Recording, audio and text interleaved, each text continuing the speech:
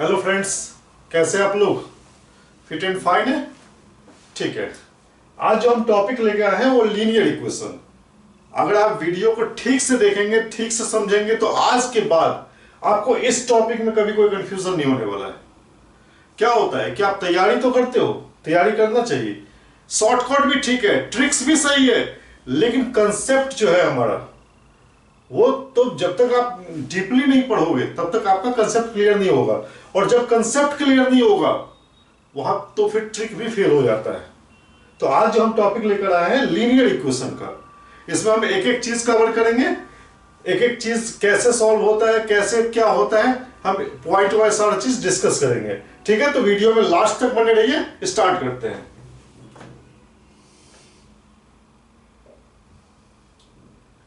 क्या होता है linear equation? Simple, linear equation जिस इक्वेशन से हम एक लाइन ड्रॉ कर सकते हैं वही तो लीनियर इक्वेशन होता है। मतलब कि तरीका जो भी हो, आप पहले इक्वेशन लीजिए, फिर आप पॉइंट्स लीजिए, फिर आप उसको ड्रॉ कीजिए, स्ट्रेट लाइन ड्रॉ कीजिए, लेकिन लीनियर इक्वेशन का सीधा घुमा फिरा का मतलब ये होता है कि जिससे आप इक्वेशन पे लाइन ड्रॉ कर सकते हैं। ठीक है, क्या कह रहा है? Linear equation is an equation which gives a straight line when plotted on graph। जब हम उसको ग्राफ पे प्लॉट करते हैं तो वो स्ट्रेट लाइन देता है। ठीक है, उसके बाद कह रहा है लीनियर इक्वेशन कह रही है one variable, two variable, three variable. क्या होता है? One variable, two variable, three variable. One variable जब होगा तो उसमें एक ही वेरिएबल होगा, मतलब एक्स हो, वाई हो, जेड, जो भी वेरिएबल हो, एक ही वेरिएबल के लिए उसके सॉल्व करेंगे। जब उसमें टू वेरिएबल होगा तो एक्स भी हो सकता है, वाई भी हो सकता है, या y हो जाएगा, z हो जाएगा, या z हो जाएगा, x हो जाएगा, मतलब उसमें टू वेरिएबल होंगे। ठीक है, और तीसरा थ्री वेरिएबल, वहां पे एक नया वेरिएबल ऐड हो जाएगा, x y z, वहां थ्री वेरिएबल हो जाएगा। तो एक चीज ध्यान दीजिए, जब भी इक्वेशन सॉल्व करने के लिए आपसे कहे और एक ही वेरिएबल है तो एक ही इक्वेशन चाहिए उस वेरिएबल का वैल्यू निकालने के लिए। मतलब इक्वेशन में अगर आपका एक ही वेरिएबल है और आपसे उसको सॉल्व करने के लिए कहा जाए तो एक ही इक्वेशन से आपका काम चल जाएगा। लेकिन टू वेरिएबल अगर हो, हम एग्जांपल के साथ सारा चीज क्लियर करेंगे, जब टू वेरिएबल हो तो टू इक्वेशंस चाहिए, नहीं तो नहीं होगा। जब थ्री वेरिएबल हो तो थ्री इक्वेशन चाहिए उसको सॉल्व करने के लिए। क्लियर है? तो एक जो होता है, मान लो सिंगल वेरिएबल, मान लो x इक्वल्स 5, ये क्या है? ये भी लीनियर इक्वेशन है, लेकिन इसमें वेरिएबल एक ही है। ठीक है, कैसे इसको प्लॉट करेंगे? आपका ये नंबर लाइन है, ये x है, ये y है, तो यहां पे ये इक्वेशन हो जाएगा x इक्वल्स 5 का। ठीक है, मतलब ये जो पॉइंट होगा ये 5 0 होगा अगर यहां पे ये ओरिजिन है। ठीक है, कभी कभी कह देता है कि बताओ कि x इक्वल्स 5 और x इक्वल्स 2 में क्या रिलेशन है, क्या ये पैरेलल है, क्या ये परपेंडिकुलर है? तो एक चीज ध्यान दीजिए, x इक्वल्स 5 यहां होगा, x इक्वल्स 2 यहां पे होगा, तो दोनों पैरेलल लाइन होंगे। या अगर कह दे कि y इक्वल्स 2 और y इक्वल्स 5, तो y इक्वल्स 2 कहीं पे, y इक्वल्स 5 यहां पे आ जाएगा और y इक्वल्स 2 यहां पे आ जाएगा, ये दोनों आपस में पैरेलल होगा। ठीक है, अच्छा, x इक्वल्स कुछ दिया हुआ है, y इक्वल्स कुछ दिया हुआ है, तो दोनों आपस में परपेंडिकुलर होगा। ये सिंपल है, ये सब आपको पता है। ठीक है,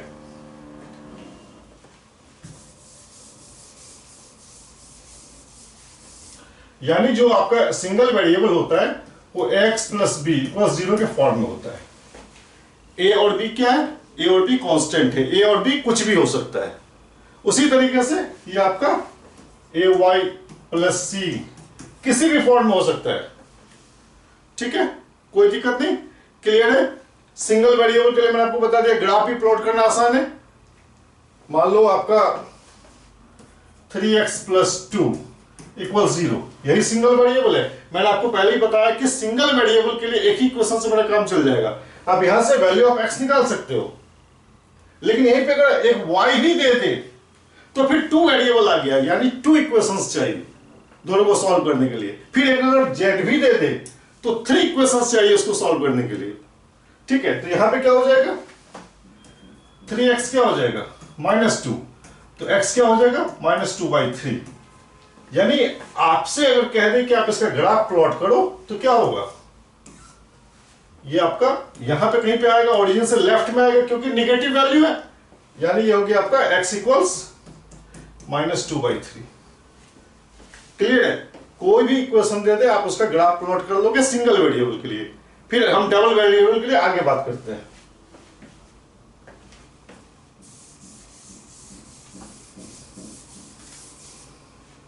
अब डबल वेरिएबल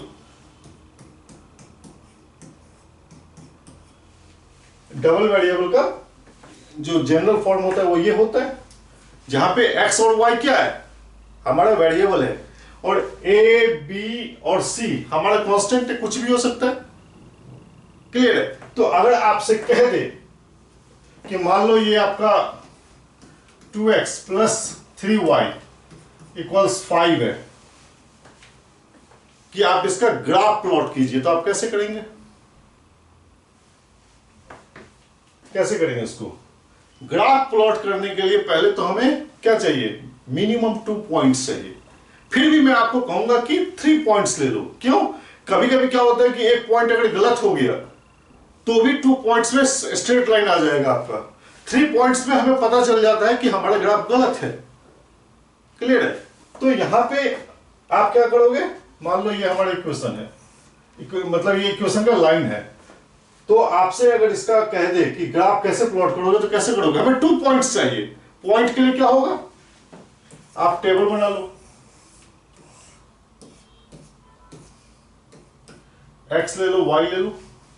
अब देखो x के अलग अलग वैल्यू के लिए अगर हम x ले लेते हैं 1, ध्यान दीजिए, अगर हमने x को 1 ले लिया तो y क्या हो जाएगा, 2 × 1 + 3y, ये हो जाएगा आपका 2 × 1 + 3y = 5, यानी 3y = 3। ये 2 राइट साइड गया तो y आ गया आपका 1। अगर हमने x 1 लिया तो y आपका क्या आ गया 1। देखो सेटिस्फाई करके भी देखो, अगर हम यहां 1 दे देते हैं, यहां पे भी 1 दे देते तो दोनों का एडिशन 5 आ गया। ठीक है, एक पॉइंट ले लो, x अगर हम 0 ले लेते हैं, x अगर हमने 0 ले लिया तो y क्या आ गया 5/3, और अगर हम y 0 ले लेते हैं तो x क्या हो जाएगा 5/2। अब आपके पास क्या है, पॉइंट्स है, मान लो हमारे 1.11 है, दूसरा पॉइंट आप ये ले लो 0 और 5/2, 2 पॉइंट से अगर आपसे कह दे कि आप इसका ग्राफ प्लॉट करो तो कैसे करोगे, ध्यान दीजिए, ये x हो गया, ये y हो गया, ये हमारा ओरिजिन है। ठीक है, तो एक पॉइंट हमने 1 1 लिया, तो आपका मान लो 1 यहां पे है तो यहां पे भी 1 होगा, तो कहीं पे ये पॉइंट आएगा 1 1, और दूसरा पॉइंट क्या है हमारा 0 5/2, मतलब ओरिजिन से जानते स्टार्ट करेंगे 0 एंड y क्या 5/2, ये कहीं पे यहां पे होगा।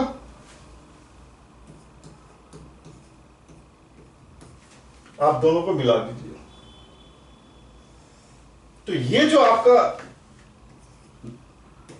लाइन आया है ये इसी का आया है, 2x + 3y = 5। इस तरीके से हम ग्राफ प्लॉट करते हैं। कोई डाउट, क्लियर है? और अगर डाउट है फिर भी कोई, तो कमेंट सेक्शन आपके लिए खुला हुआ है। ठीक है, नेक्स्ट, तो आपका ये हो गया 2 वेरिएबल के लिए। इसी तरीके से होता है 3 वेरिएबल के लिए, वहां एक वेरिएबल ऐड हो जाता है। ठीक है, उसके लिए हम क्या करते हैं, तीनों ही को सॉल्व करते हैं, तीनों ही इक्वेशन के हेल्प से x निकलता है, y निकलता है, z निकलता है। क्लियर है, यहां तक कोई डाउट नहीं होनी चाहिए। नेक्स्ट,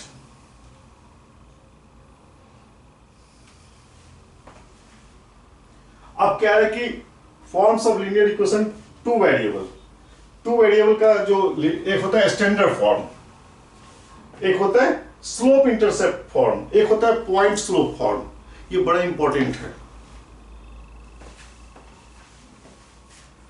ax + by + c = 0, ये क्या है, जनरल फॉर्म है। कोई भी इक्वेशन है आप इसको जनरल फॉर्म में कन्वर्ट कर सकते हैं, ठीक है। और दूसरा होता है स्लोप इंटरसेप्ट फॉर्म, वो होता है आपका y इक्वल्स mx प्लस सी। कभी कभी क्वेश्चन आ जाता है कि आप इसको पहले स्लोप इंटरसेप्ट फॉर्म में कन्वर्ट करो, फिर स्लोप बताओ और इंटरसेप्ट बताओ। अच्छा, इंटरसेप्ट की बात आ गई। क्या होता है इंटरसेप्ट? एक होता है एक्स इंटरसेप्ट,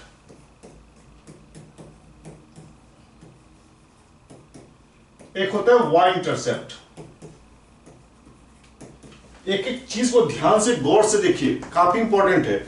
एक्स इंटरसेप्ट की जब हम बात करेंगे तो वहां क्या हो जाएगा, वाई जीरो होगा, और हम जब वाई इंटरसेप्ट की बात करेंगे तो वहां एक्स जीरो हो जाएगा। और एक्स इंटरसेप्ट में क्या हो जाएगा, यहां पे वाई जीरो हो जाएगा, और वाई इंटरसेप्ट में क्या हो जाएगा, एक्स जीरो हो जाएगा। क्लियर है? इन्होंने दो तीन फॉर्म तो दिया, एक और होता है, वो होता है x upon a plus y upon b equals 1। जब इक्वेशन इस फॉर्म में दिया गया तो समझ लो हमारा x इंटरसेप्ट a है और हमारा y इंटरसेप्ट क्या है, b है। ध्यान दीजिए, इसको अगर आप ग्राफ पे दिखाएंगे, इसी क्वेश्चन का अगर आप ग्राफ प्लॉट करेंगे तो इस तरीके का आएगा। ये हो गया आपका a0 और ये आपका हो गया 0b, और इसी का इक्वेशन हो जाएगा x upon a plus y upon b equals 1। यहां तक कोई दिक्कत तो नहीं है मेरे दोस्त? दिक्कत है तो मैंने फिर से कहा कि कमेंट सेक्शन खाली है, एक एक चीज को आप ध्यान से देखिए। अच्छा, ये तो हो गया आपका जनरल फॉर्म, फिर हो गया स्लोप इंटरसेप्ट फॉर्म और एक इंटरसेप्ट फॉर्म। हमने तीन फॉर्म बताए। अब एक चीज ध्यान दो, किसी भी स्ट्रेट लाइन का स्लोप आप कई तरीके से निकाल सकते हैं। स्लोप क्या होता है, राइज अपॉन रन, कितना आप ऊपर चढ़ते हैं और कितना हम हॉरिजॉन्टली मूव करते हैं, यही होता है स्लोप। और उसके निकालने का कई तरीका होता है, हम अभी आगे डिस्कस कर रहे हैं। इसको मैं रब कर दे रहा हूं।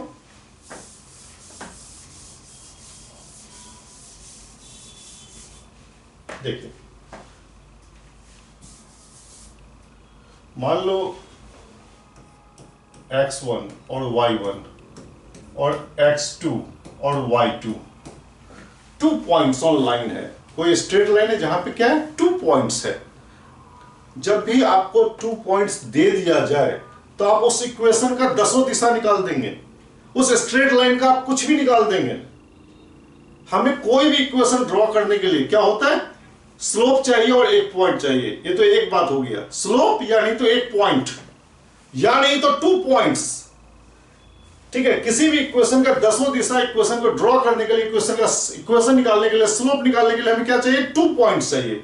2 पॉइंट्स निकल गया तो सब कुछ निकल जाएगा।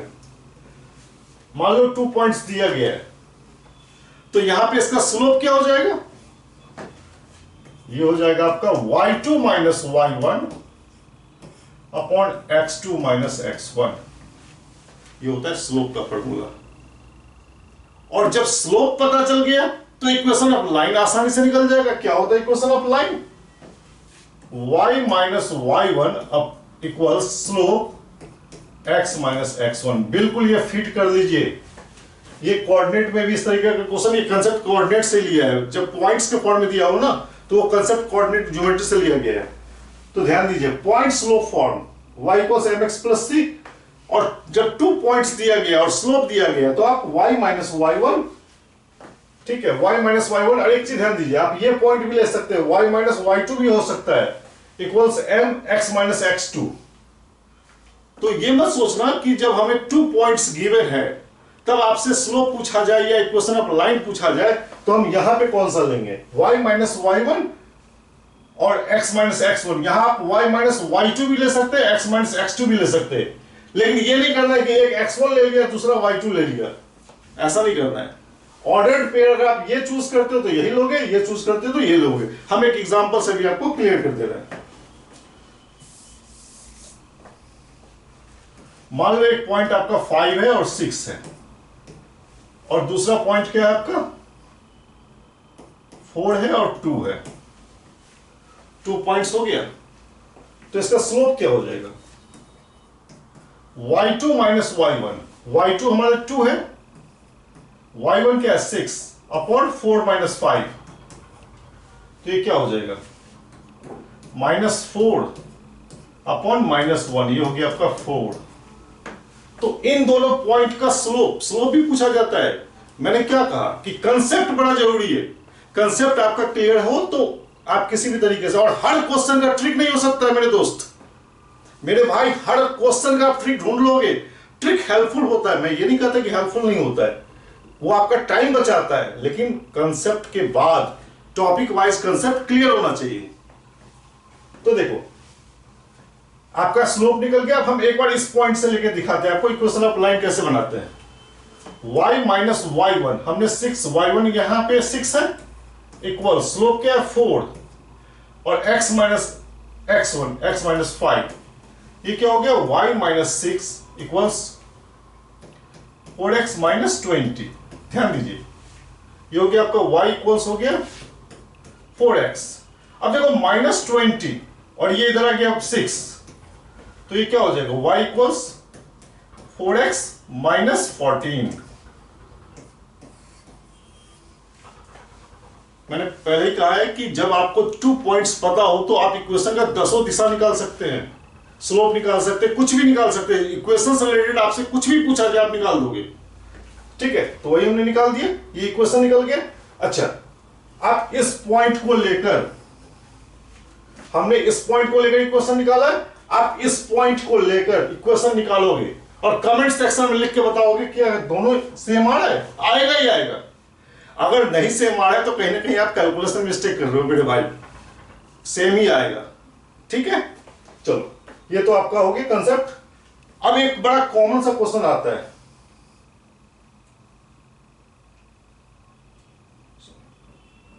इसी में बताया तुम्हें,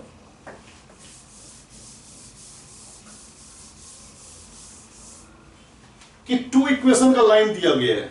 एक आपका दिया गया है y इक्वल्स m1x और दूसरा दिया गया है y इक्वल्स m2x। ठीक है, दो लीनियर इक्वेशन दिया गया, स्लोप इंटरसेप्ट के फॉर्म में दिया गया है। आप कुछ दे दो, c1 दे दो प्लस c2 दे दो, स्लोप इंटरसेप्ट फॉर्म में आ गया। और अगर आपसे पूछे कि आप चेक करके बताओ कि क्या ये दोनों लाइन पैरेलल है या परपेंडिकुलर है या कुछ भी नहीं है, तो कैसे करोगे? पहले हम उसको क्या करेंगे, स्लोप इंटरसेप्ट के फॉर्म में लाएंगे और फिर देखेंगे कि अगर स्लोप इक्वल है तो क्या होगा, पैरेलल।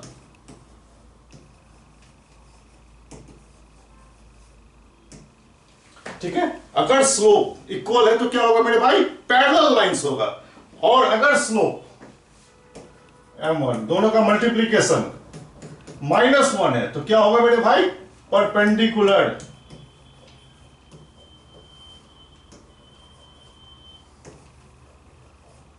मेरे भाई इस चीज को नोट कर लो कि जब स्लोप इक्वल है तो पैरेलल होगा, और जब स्लोप के मल्टीप्लीकेशन -1 हो जाए तो वो हो जाएगा परपेंडिकुलर। ठीक है, और कुछ भी ना हो तो ना तो पैरेलल होगा ना तो परपेंडिकुलर होगा। क्लियर है, कोई दिक्कत नहीं मेरे भाई। चलो नेक्स्ट कंसेप्ट पे। अब देखिए 2 linear equation a1x plus b1y plus c1 equals 0 and a2x plus b2y plus c2 equals 0। ये क्या है, 2 लीनियर इक्वेशंस इन 2 वेरिएबल। यहां पे वेरिएबल हमारा x एंड y है। तो आप सामने देख रहे हो कुछ फॉर्मूला दिया गया है, कुछ कंडीशन दिया गया और ग्राफ भी दिया गया है, तो हम आपको 1 बाय 1 एक्सप्लेन कर रहे हैं। ध्यान दीजिए, अगर a1 upon a2 equals not equal to b1 upon b2, अगर ऐसा हो जाए, आपको जब भी लीनियर इक्वेशन दे दे और कह दे कि आप पता करो कि इंटरसेक्टिंग है या जो कंडीशन दिया गया है, तो आप पहले क्या करोगे, आप इसको इस फॉर्म में लाओगे। फिर आप देखोगे a1 upon a2 not equal to b1 upon b2 आ रहा है। अगर ऐसा आ जाए तो दोनों लाइन क्या हो जाएगा, इंटरसेक्टिंग हो जाएगा। इंटरसेक्टिंग से हमारा क्या मतलब है, एक सॉल्यूशन, यूनिक सॉल्यूशन।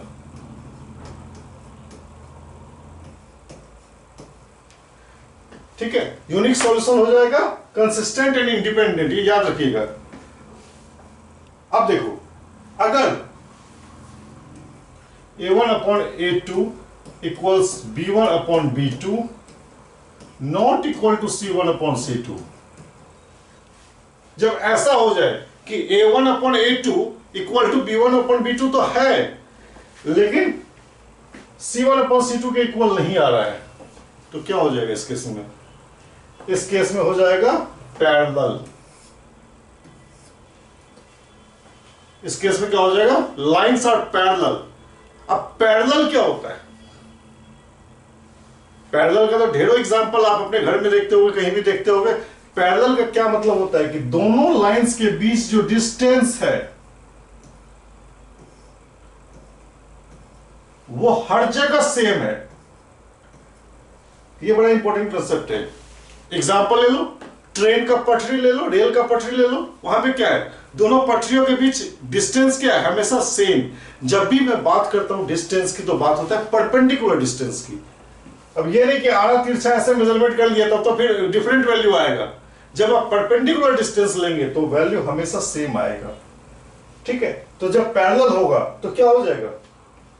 ये condition a1 upon a2 equals b1 upon b2 और not equal to c1 upon c2, और जब पैरेलल होगा तो नो सॉल्यूशन, ठीक है। जब कहीं पे मिलेगा ही नहीं, जब कहीं पे कट ही नहीं करेगा या टच ही नहीं करेगा तो सॉल्यूशन नहीं होगा, इनकंसिस्टेंट एंड इंडिपेंडेंट होता है। ये कंडीशन याद रखिएगा। और तीसरा है कि अगर a1 upon a2 equals b1 upon b2 equals c1 upon c2, जब तीनों ही इक्वल हो जाए तो क्या होगा? क्या होगा? एक लाइन दूसरे लाइन के ऊपर आ जाएगा, ऐसे कोइंसिडेंट कहते हैं, कोइंसिडेंट लाइन हो जाएगा, मतलब एक दूसरे के ऊपर आ जाएगा। अब एक चीज ध्यान दो, जब एक लाइन, पहले केस में तो आपने देख लिया कि एक सॉल्यूशन होगा, दूसरे केस में देख लिया कि एक भी सॉल्यूशन नहीं होगा, तीसरे केस में क्या होगा बताओ? तीसरे केस में क्या होगा मेरे दोस्त? अनगिनत कॉमन पॉइंट है, infinite number of solution, infinite solution हो जाएगा। आप 10 गिनोगे तो मैं 50 गिन दूंगा, मतलब अनगिनत सॉल्यूशन होगा, ठीक है। कोई दिक्कत नहीं, क्लियर है? चलिए, बाद बाकी कोई भी डाउट हो तो आपके लिए कमेंट सेक्शन खुला हुआ है, क्लियर है? अब देखो, अब two linear equations in two variable को आप किस तरीके से सॉल्व करोगे? सॉल्व करने के बहुत सारे तरीके हैं, जिसमें जो सबसे कॉमन है वो substitution method and elimination method. आपका एसएससी और जनरल कंपटीशन या गवर्नमेंट लेवल पे जो भी एग्जाम्स होता है उसमें इन दोनों से आपका काम चल जाएगा।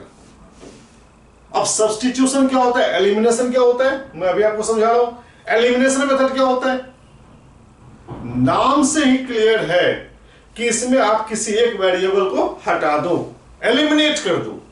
आप एलिमिनेट कैसे करोगे, आप ये जज कैसे करोगे, ये डिपेंड करता है क्वेश्चन के ऊपर। आप देखिए एग्जाम्पल, मान लो आपका ये है 2x माइनस 3y इक्वल्स 5 है, और ये आपका x प्लस 3y इक्वल्स 1 है। तो इन दोनों इक्वेशन, ये दोनों क्या है? Linear equations in two variable है, वेरिएबल हमारा x है और y है। तो इन दोनों इक्वेशन को देख के क्या पता चल रहा है आपको? कुछ नहीं करना है, अगर हम दोनों को ऐड कर देंगे तो ये दोनों खत्म। ये हो गया आपका 3x इक्वल्स 5 प्लस 1 6, तो x क्या हो जाएगा मेरे भाई? 2। तो यहां पे एलिमिनेशन आसान था, यहां पे इजीली एलिमिनेट हो गया। तो हम जज करेंगे कहां कैसे क्या हो सकता है। अब हम x की वैल्यू क्या करेंगे, किसी एक में प्लग कर देंगे। मान लो इक्वेशन 2 में आप प्लग कर दो तो हो गया आपका 2 प्लस 3y इक्वल्स 1, तो 3y क्या हो जाएगा? 1 माइनस 2, यानी y हो गया आपका माइनस 1/3। तो दोनों का जो पॉइंट ऑफ इंटरसेक्शन होगा दोनों लाइन का, वो यही पॉइंट होगा। एक पॉइंट हो गया आपका x हो गया 2 और ये हो गया माइनस 1/3। कोई दिक्कत यहां तक नहीं। अब हम एक एग्जांपल आपका सब्स्टिट्यूशन मेथड का ले लेते हैं, इसको मैं रब कर देता हूं।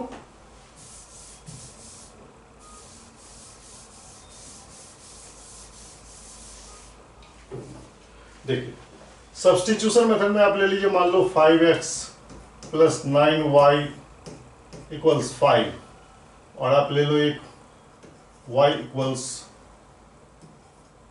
2x। अब इन दोनों इक्वेशन को देख के आपको क्या समझ में आ रहा है कि डायरेक्ट कुछ एलिमिनेट हो रहा है? नहीं। अब यहां पे आपको देख के लग रहा है क्यों ना y का वैल्यू उठा के यहां पे डाल दे, y का वैल्यू उठा के डाल दे, तो यहां पे वेरिएबल इन x के लिए सॉल्व कर दे, x निकल जाएगा, फिर y निकल जाएगा। तो देखिए 5x प्लस 9 और y की जगह हमने 2x डाल दिया, ये हो गया आपका 5x प्लस 18x इक्वल्स 5, ये हो गया आपका कितना 23x इक्वल्स 5। तो x क्या हो गया 5/23, तो y क्या हो जाएगा, y इक्वल्स 2x है, तो y हो गया हमारा 2 इंटू 5/23, यानी हो गया आपका 20/23। तो जो सॉल्यूशन आया वो क्या आएगा 5/23 और 10/23। क्लियर है? यहां तक एकदम क्लियर, कोई डाउट नहीं? अच्छा, अब इसमें देखो मैंने जो आपको बताया था रूल्स कि सॉल्यूशन निकला है तो इंटरसेक्टिंग होगा, इंटरसेक्टिंग होगा तो a1/a2 not equal to b1/b2। तो आप यहां पे चेक करके देख लो, a1/a2 आप इसको थोड़ा स्टैंडर्ड फॉर्म में ले आओ, हम इसको यहां पे लिख सकते हैं -2x प्लस y इक्वल्स 0, ऐसा लिख सकते हैं। तो a1/a2 क्या हो जाएगा -5/2 और b1/b2 9/1। तो कहीं से दोनों इक्वल नहीं है, तो इक्वल नहीं है तो इंटरसेक्टिंग होगा। क्लियर है मेरे भाई, मेरे दोस्त? यहां तक आपका उम्मीद करते हैं कि कंसेप्ट क्लियर है। और तो भी अगर डाउट है, क्योंकि अब मैं एग्जांपल्स पे जाने वाला हूं, तो भी अगर डाउट है तो आप इसको कमेंट सेक्शन में लिखिए, क्योंकि मेरा एक ही मोटिव है, मेरा एक ही मकसद है, आप चाहे इंडिया के किसी भी कोने में रहे, कि जो टॉपिक मैं पढ़ा हूं उसका A to Z concept clear होना चाहिए। ठीक है, नेक्स्ट। अब देखिए जो कंसेप्ट मैंने अभी आपको दिया है उसी से मैंने कुछ रैंडम 8-10 एग्जांपल लिए हैं। बाद बाकी आप और भी कीजिएगा, और भी प्रैक्टिस कीजिएगा, और भी ढेर सारे एग्जांपल, अनगिनत एग्जांपल्स हैं। ठीक है, देखिए एग्जांपल 1 में क्या कह रहा है, 4x minus 3 into 2x plus 2 plus 32 equals 0। तो यहां से आपसे पूछा जा रहा है x क्या होगा, या नहीं रूट्स पूछा जा रहा है। रूट्स का मतलब सॉल्यूशन, सॉल्यूशन का मतलब वैल्यू ऑफ x। कंफ्यूज मत होना, कभी कभी सॉल्यूशन पूछ देता है, कभी कभी रूट्स पूछ देता है, कभी कभी वैल्यू ऑफ x, तीनों का मतलब एक ही है। तो आप क्या करोगे, पहले हम थोड़ा सा इसको सिंप्लीफाई कर सकते हैं। सिंप्लीफाई करते हैं, फिर जो लाइक टर्म्स है, लाइक टर्म्स का क्या मतलब होता है सिंपल, लेकिन यहां भी कंफ्यूजन हो जाता है। लाइक टर्म्स का मतलब क्या होता है कि आप x को x वाले में ऐड करोगे, y को y वाले में ऐड करोगे, z को z वाले में ऐड करोगे, कांस्टेंट को आप अलग ऐड करोगे, आम को आम में ही ऐड करना है। आम को कभी आपने इमली में ऐड किया है? 5 मैंगोज एंड 2 पोटैटोज ऐसे ऐड होता है क्या? अगर आपसे कह दे कि 2 आम और 4 बनाना, आप दोनों को ऐड करके दिखाओ तो आप ऐड कर पाओगे? नहीं, क्योंकि ये दोनों लाइक टर्म नहीं है। इसलिए मैंने कहा कि लाइक को लाइक से ही ऐड कर सकते हैं। ठीक है, अब देखो ये हो गया आपका 4x और 3 को 2 से मल्टीप्लाई करेंगे तो 6, तो -6x प्लस 34, 2 को हमने 32 से ऐड कर दिया, लाइक टर्म्स है, कांस्टेंट है, इक्वल 0। अब 4x माइनस 6x क्या होगा, ये दोनों लाइक टर्म है, -2x प्लस 34 इक्वल 0। ठीक है, तो ये हो गया आपका 2x क्या हो जाएगा 34, तो x क्या हो जाएगा 34/2 17, यानी D is the right answer. Clear है? नेक्स्ट क्वेश्चन देखिए कैसे करना है, तब तक मैं रब करता हूं, तब तक आप सोच लीजिए कैसे करना है।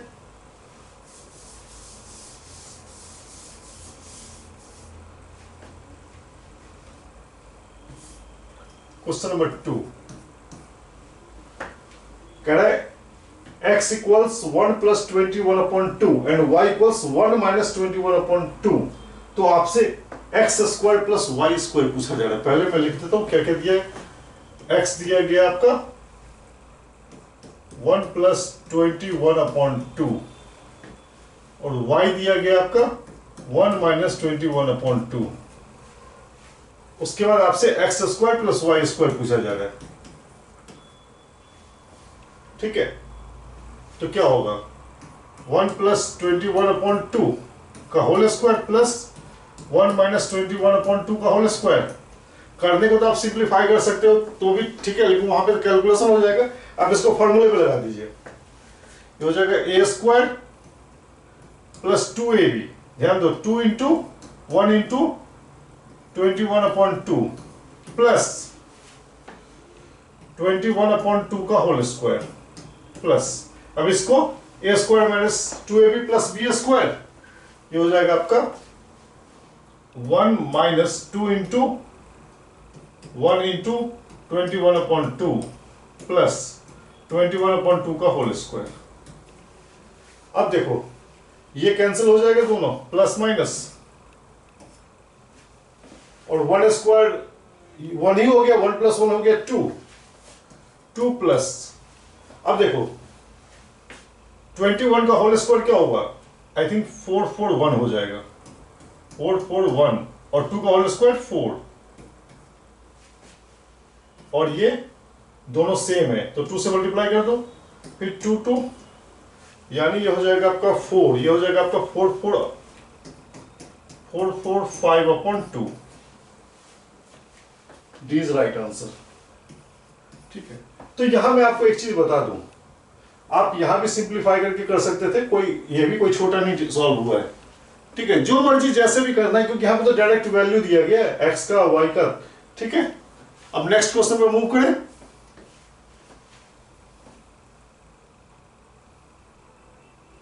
देखिए अब 2x प्लस वाई इक्वल्स 2 दिया गया है and 2x minus Y equals 21/2, तब आपसे क्या पूछा जा रहा है, वैल्यू ऑफ y। अभी मैं आपसे एक क्वेश्चन पूछूंगा, 2x प्लस वाई इक्वल्स 2 है और 2x माइनस वाई इक्वल्स क्या हो जाएगा 21/2।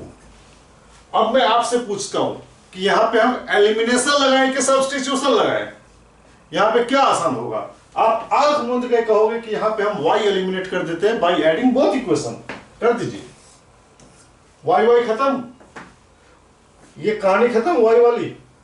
ये हो गया आपका 4x, ये हो गया आपका 21/2 प्लस 2, यही होगा। थोड़ा सिंप्लीफाई कीजिए, 4x इक्वल्स क्या हो जाएगा, ये हो गया आपका एलसीएम लेंगे 2, ये हो जाएगा आपका 25, यानी x क्या हो जाएगा 4 अपॉन में आ जाएगा 25/8। कोई चॉइस है सी। क्लियर है, जो कंसेप्ट मैंने पढ़ा है उसी को मैं एग्जांपल में हमने कन्वर्ट कर दिया है। नेक्स्ट क्वेश्चन क्या कह रहा है, what is the slope of line represented by equation. एक चीज मैं बताना भूल गया, आपको मैं अभी बता देता हूं, और इस एग्जांपल से मैं ज्यादा अच्छे से समझा दूंगा। ठीक है,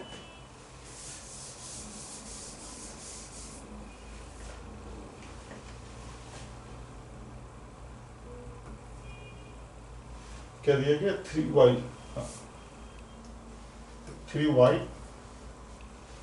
प्लस 4x इक्वल्स 12। आपसे इसमें क्या पूछा जा रहा है, स्लोप। तो एक तो तरीका है कि आप इसको स्लोप इंटरसेप्ट के फॉर्म में कन्वर्ट कर दो और फिर वहां से स्लोप निकाल दो। इस क्वेश्चन को बड़े ध्यान से देखिएगा, आप वीडियो स्किप नहीं कीजिए, मैं काफी इंपॉर्टेंट बात बताने वाला हूं। आप यहां पे क्या करेंगे, पहले स्लोप इंटरसेप्ट के फॉर्म में बता देंगे, कन्वर्ट कर देंगे, वहां से स्लोप निकल जाएगा। देखो कैसे होगा, 3y equals minus 4x plus 12, तो y क्या हो जाएगा 3 अपॉन में आ जाएगा, यानी -4/3x प्लस 3, अगर 12 को अपॉन में आ जाएगा तो 4, तो ये आ गया y equals mx plus c, slope intercept के फॉर्म में आ गया। तो यहां पे ये जो पार्ट होगा यही तो स्लोप होगा। अब जो मैं दूसरा तरीका बता रहा हूं आपको, उसमें तो ये कैलकुलेशन भी नहीं करना पड़ेगा। तो ये कौन सा चॉइस है आपका? -4/3, ये आपका बी चॉइस है। अब जो मैं तरीका बता रहा हूं उसको फॉर्मूला बिल्कुल आप माइंड में फिट कर लीजिए कि अगर कोई क्वेश्चन ऑफ लाइन दे दे, ठीक है, दिया गया है, और तब स्लोप पूछे, तो आप क्या करोगे? Coefficient of x upon coefficient of y with negative sign. Slope का फॉर्मूला याद रखिए। मान लो ax plus by plus c equal 0 है, तो इसका स्लोप क्या हो जाएगा? ध्यान दीजिए, कोएफिशिएंट ऑफ x यानी a upon coefficient of y यानी b विथ नेगेटिव साइन। ठीक है, इसको मैं ऐसे लिख देता हूं, coefficient of x upon coefficient of y with negative sign. बिल्कुल आप इसको फिट कर जाइए। अब देखो, अब यहां इस एग्जांपल में कितना आसान हो गया। Coefficient of x 4 upon coefficient of y 3 with negative sign. हो गया, खत्म कहानी। m equals 4/3 with negative sign. हो गया, कोई कहानी नहीं है, कोई कुछ सॉल्व करने की जरूरत नहीं है, सीधा coefficient of x upon coefficient of y with negative sign. Clear है? कोई दिक्कत नहीं। चलिए अब हम नेक्स्ट क्वेश्चन में मूव कर रहे हैं।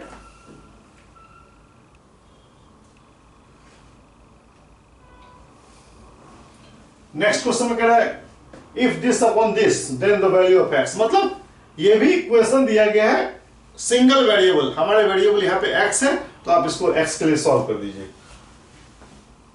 6x - 3 equals 36 x - 5। ठीक है, ये हो गया आपका 6x - 18 इक्वल्स हो गया 36x - 36 को आप 5 से मल्टीप्लाई कर दीजिए। इसको थोड़ा सिंप्लीफाई कीजिए, इधर इसको 36x - 6x, ये आपका इस तरफ आ गया। ये हो गया आपका 36 × 5 - 18, ये हो गया आपका 30x इक्वल्स, इसको मल्टीप्लाई कर दीजिए, इतना ही आएगा, शायद 180 आएगा, -18। तो ये क्या हो जाएगा? 30x इक्वल्स, ये हो गया आपका 162। हाँ, तो x क्या हो जाएगा? 162/30। कुछ कैलकुलेशन मिस्टेक तो नहीं हो गया है?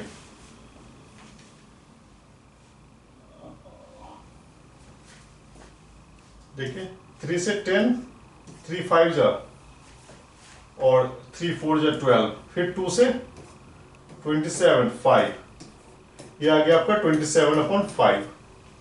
B is right answer. ठीक है, थोड़ा कैलकुलेशन हम केयरफुली करते हैं, क्योंकि क्या होता है कि कैलकुलेशन अगर आपने गलत कर दिया तो यूजलेस आपका टाइम वेस्ट हो जाएगा। ठीक है, अब क्वेश्चन नंबर 6 देखिए, मैं तब तक बोर्ड को रब करता हूं, आप मन ही मन इसका आंसर निकालिए।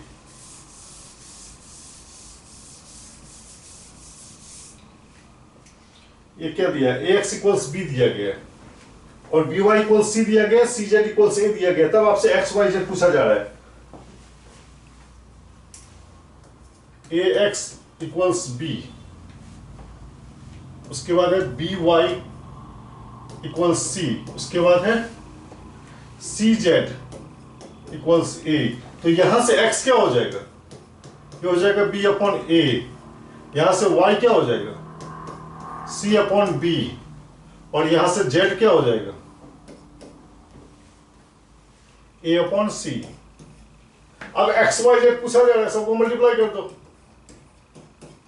b/a multiplied by c/b multiplied by a/c। सब कैंसिल होके खत्म हो जाएगा। c से c कैंसिल हो गया, b से b। हाँ, कोई दिक्कत नहीं, D is right answer. Generally ऐसे क्वेश्चनों का जो है ना 1 ही आता है, क्योंकि सब कैंसिल हो जाता है। ये वेल फॉर्मेटेड होता है ये क्वेश्चन। ठीक है मेरे भाई, नेक्स्ट आगे बढ़े। उम्मीद करते हैं यहां तक आपको कोई दिक्कत नहीं आया होगा। अब ये मैं नहीं बताऊंगा। 4x + 3 = 2x + 7, ये एक लाइन का, ये आप खुद ही सॉल्व कर लेंगे, ठीक है। दूसरा देखिए एग्जांपल 9, 2x + 3y 16 है। अब देखो ये अच्छा एग्जांपल है।